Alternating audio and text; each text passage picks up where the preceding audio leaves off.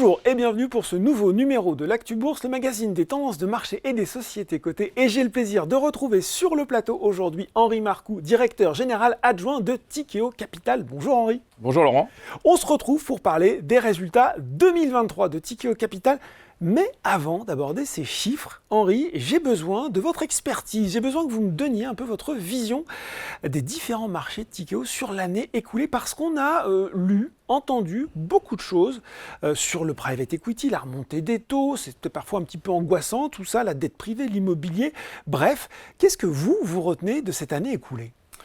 Alors effectivement, Laurent, 2023, on a subi un nouveau cycle, l'arrivée d'un nouveau cycle avec des sujets autour de l'inflation, des sujets autour des taux d'intérêt, un certain nombre de crises géopolitiques majeures qui ont eu un certain nombre de conséquences sur toutes les classes d'actifs sur lesquelles nous opérons.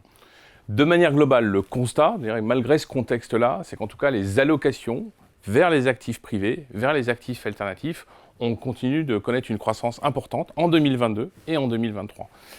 Et également les intentions d'allocation vers ces actifs alternatifs continuent d'être bien orientées. Alors les dynamiques au sein des marchés sur lesquels on opère sont bien évidemment différentes. Et c'est là où il y a peut-être des différences qui se sont créées. Totalement. Ouais. Alors si on regarde la dette privée, le crédit, qui représente 40% de nos encours, on a eu une très forte dynamique avec effectivement une collecte importante, un déploiement important. Alors dans un environnement où les banques étaient beaucoup plus sélectives, dans un environnement avec une hausse des taux d'intérêt, donc hausse des rendements pour nos clients sur les produits. Donc on a bénéficié effectivement de cet environnement, pour cet environnement de dette. S'agissant de l'immobilier, qui sont 30% de nos encours, là c'est une situation plus complexe sur laquelle on a réduit notre déploiement, réduit nos investissements et on s'est beaucoup plus concentré sur la gestion de notre portefeuille avec les différents atouts que nous avons et notamment une grande diversité, plus de 8000 actifs sur l'ensemble de nos encours et encore des taux d'occupation qui restent très élevés. S'agissant du private equity, comme vous l'évoquiez, c'est 15% de nos encours. Là, nous avons continué de garder notre avantage concurrentiel important, puisque nous déployons vraiment sur des tendances long terme qui sont très porteurs. C'est très porteuse l'ensemble de ces tendances que sont la décarbonation, l'agriculture régénérative ou encore la cybersécurité. Et puis enfin, peut-être commentaire sur la gestion traditionnelle, qui représente 10% de nos encours, où là aussi, on a bénéficié d'une tendance importante, très positive, notamment grâce, encore une fois, à notre expertise crédit historique, qui nous a beaucoup servi. Bon, évolution contrastée des différents marchés, mais une stratégie qui est payante. Pourquoi je dis ça ? Parce que quand on regarde les résultats de Tikehau Capital, puisque c'est ça dont on va parler maintenant, quelques chiffres, près de 43 milliards d'euros d'encours, 177 millions de résultats nets par du groupe, surtout une collecte nette record de 6,5 milliards. Question simple, mais la réponse l'est moins. Comment on arrive à cette performance ? Alors, l'ensemble des indicateurs opérationnels et financiers ont été très bien orientés pour l'année 2023. Vous les avez évoqués, cette collecte record, ce résultat net, des encours qui ont progressé à plus de 43 milliards. Alors, ces résultats nous permettent d'ailleurs de proposer, c'est important de le dire aujourd'hui, un dividende en progression de 7% à la prochaine Assemblée Générale. Donc, il nous montre que l'intérêt, la prise en compte vraiment des actionnaires dans la distribution de la valeur est importante pour nous. Je pense que c'est avant tout le résultat de la construction et de l'ADN du groupe Tikehau et de ses atouts.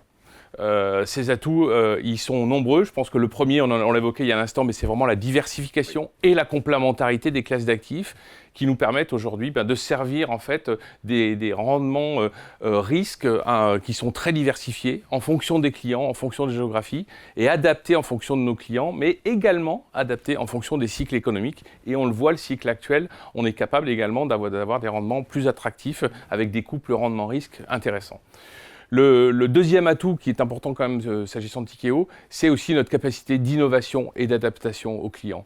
Ça, on a de nombreux exemples, que ce soit sur les lancements de produits en unité de compte, sur la dette privée, que ce soit sur le positionnement du groupe sur des sujets de décarbonation dès 2018, dès 2019, sur les sujets de dette secondaire, on a fait preuve d'une capacité d'innovation importante. Troisième atout intéressant également, c'est notre capacité à générer de la performance. La performance au sein de l'ensemble des classes d'actifs que nous gérons est restée au rendez-vous en 2023. Même quand le contexte est plus compliqué, comme on vient de le voir. Totalement, et ça je dirais que c'est vraiment un couple entre ce qu'on investit, concrètement 5,8 milliards investis l'an dernier, donc une grande sélectivité dans l'investissement, et notre capacité à réaliser des sorties, c'est-à-dire à réaliser des profits, c'est 2,4 milliards pour l'exercice 2023, en croissance de 30%. Donc cette capacité à générer de la performance et à rendre finalement de la performance à nos investisseurs et au bilan et aux actionnaires par conséquent. Et puis peut-être dernier atout important, on le répète régulièrement, mais c'est notre bilan. Notre bilan aujourd'hui, un total bilan qui fait 5 milliards, 3,2 milliards de fonds propres, qui est véritablement un accélérateur de croissance, ce bilan, et qui nous permet d'aligner nos intérêts très fortement avec l'ensemble de nos clients et de nos partenaires. Allez, j'en rajoute un des atouts, bien sûr, qu'on évoque à chacun de nos rendez-vous. C'est une des forces aussi Tikehau Capital, c'est l'implantation internationale. Un mouvement qui s'est poursuivi sur l'année écoulée. Comment Tikehau sélectionne justement les zones dans lesquelles il souhaite être présent ? Le renforcement international, c'est un des piliers qui a été renforcé depuis l'introduction en bourse depuis 2017. Pour vous donner quelques chiffres, depuis maintenant 3 ans, on a une collecte, c'est-à-dire des capitaux qui nous sont confiés, qui sont à plus de 50% non français. Et donc à fin 2023, 40% de nos encours sont aujourd'hui non français. À cet égard, l'année 2023 était assez caractéristique. On a eu de nombreux succès. Je pourrais vous citer au Japon un gros institutionnel qui a alloué plus de 250 millions d'euros dans nos véhicules de titrisation. On a eu également en Chine un gros assureur qui a alloué dans nos véhicules de dette. Au Moyen-Orient, un fonds souverain qui nous a alloué un fonds de plusieurs centaines de millions et également dans un fonds multicrédit. Et puis plus récemment, des partenariats que nous avons annoncés au Japon et à Singapour. Aujourd'hui, Tikehau est implanté dans 15 bureaux à la fin de l'exercice 2023. Nous avons notamment ouvert un bureau à Abu Dhabi lors de cet exercice. Et plus récemment, nous venons d'annoncer donc l'ouverture d'un bureau au Canada, ainsi que probablement au deuxième semestre, un bureau à Hong Kong. Alors les choix des bureaux, ils se font à travers 2 critères importants. Le premier, c'est les investissements, c'est-à-dire où est-il intéressant, important de déployer du capital pour aller créer encore des profits, créer de la valeur pour l'ensemble de nos clients et de nos actionnaires. Un bon exemple sur cela, c'est les États-Unis. Nous avons ouvert un bureau en septembre 2018. Il était important d'être présent aux États-Unis, avoir une classe d'actifs de déployer dans les infrastructures, dans les véhicules de titrisation, dans la dette privée secondaire et d'avoir une équipe qui déploie du capital pour être à même de proposer à des clients du coup, des produits sur les territoires américains. Et puis le deuxième angle important s'agissant du choix des bureaux, c'est bien évidemment des zones où il y a de l'épargne. Donc au niveau mondial, il y a certaines géographies qui, compte tenu de la réglementation locale, internationale, on peut citer par exemple le Japon, on peut citer la Corée, on peut citer Israël qui a fait une réforme des retraites importante en 1995, sur laquelle il y a des poches d'épargne très importantes et sur lesquelles nous faisons des implantations pour justement essayer d'aller capter cette épargne-là et pour le mettre au travail.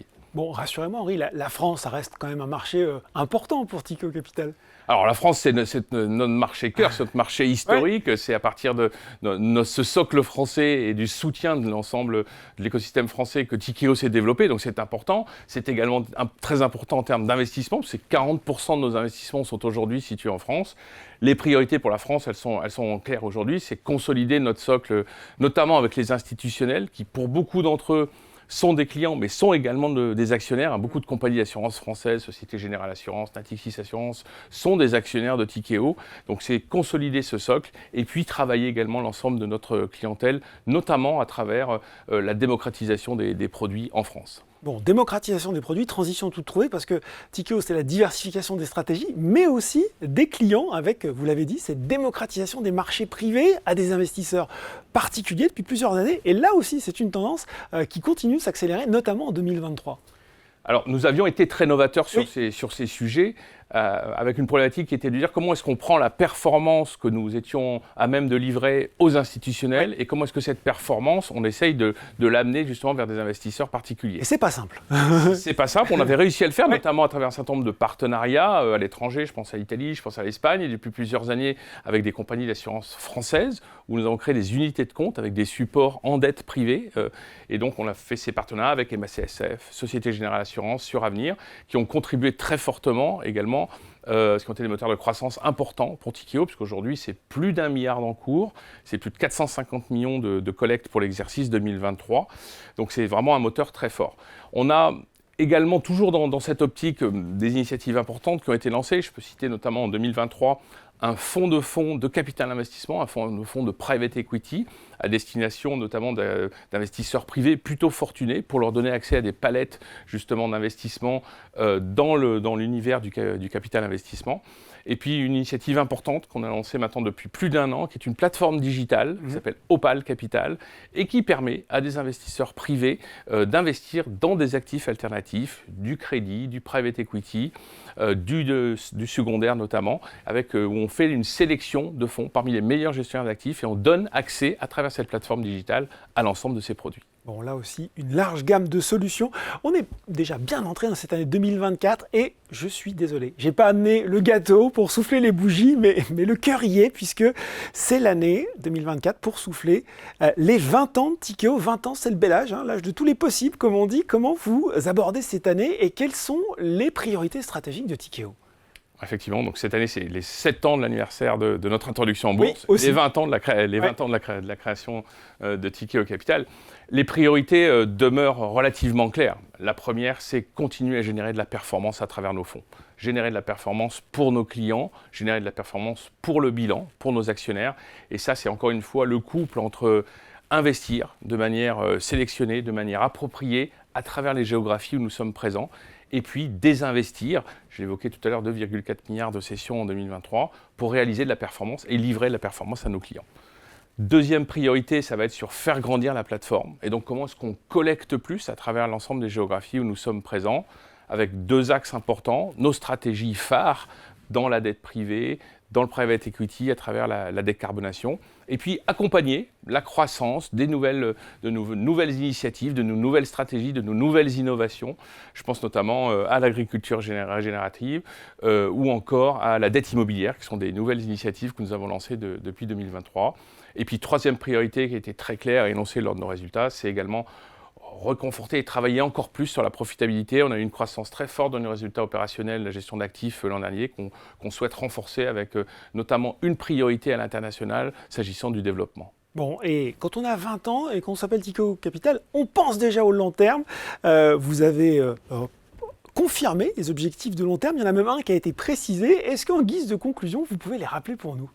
Alors, ces objectifs sont de différentes natures. La première, c'est les encours, parce qu'effectivement, c'est faire croître la plateforme. Donc, l'épargne qui nous est confiée pour être investie, c'est 65 milliards à horizon 2026. Le deuxième objectif, je l'évoquais il y a un instant, c'est la profitabilité, c'est la rentabilité de nos métiers de gestion d'actifs, comment est-ce qu'on devient encore plus profitable. Donc ça, c'est cet objectif de 250 millions de résultats de la gestion d'actifs à horizon 2026. Je rappelle, c'est un objectif important puisque notre politique de distribution de dividendes est assise sur cet objectif. Et donc, à fur et à mesure qu'on deviendra plus rentable, le dividende va augmenter relativement à cette croissance. Et puis enfin, le troisième objectif, c'est le retour sur fonds propres qui a vocation à atteindre 15% à horizon 2026. On l'a effectivement précisé lors des résultats annuels récemment. On a précisé qu'on voulait atteindre plus de 500 millions d'euros de résultats nets à horizon 2026. Objectif ambitieux, mais réaliste dans le contexte actuel compte tenu des tendances. Voilà, en tout cas, le cap est fixé et les moyens pour y parvenir sont clairement exposés. Merci beaucoup, Henri Marcoux, pour cet entretien. Merci, Laurent. L'Actu Bourse, c'est fini pour aujourd'hui, mais on se retrouve très bientôt pour un nouveau numéro.